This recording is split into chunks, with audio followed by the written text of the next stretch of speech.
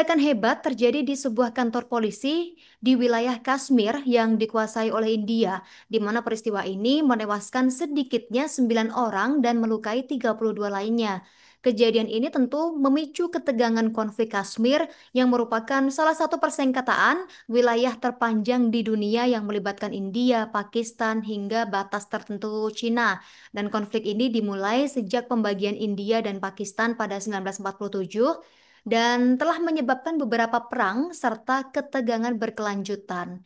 Wilayah Kashmir yang terkenal dengan keindahan alamnya ini menjadi simbol persaingan nuklir antara dua negara tetangga ini.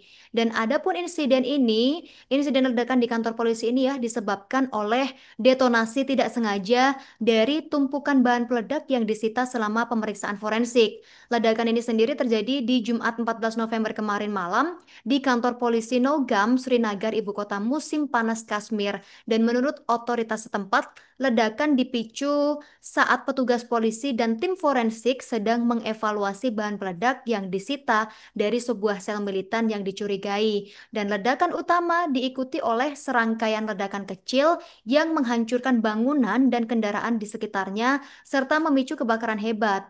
Korban tewas sebagian besar adalah petugas polisi dan staf forensik.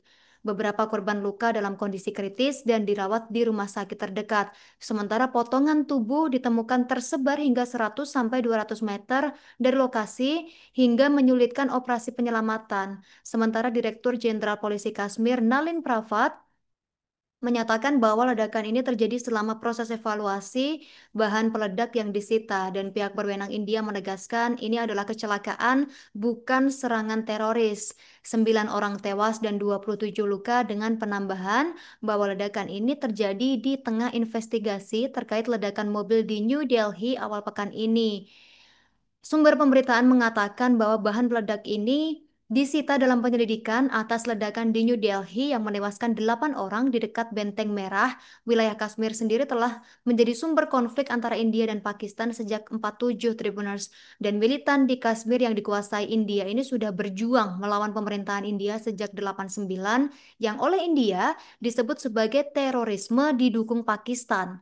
Pakistan tentu saja membantah tuduhan ini dan menyebut sebagai perjuangan kemerdekaan. Insiden ini terjadi setelah pasukan keamanan India membongkar sebuah sel militan di Kashmir, menangkap 7 orang termasuk 2 dokter, dan menyita bahan pembuat bom.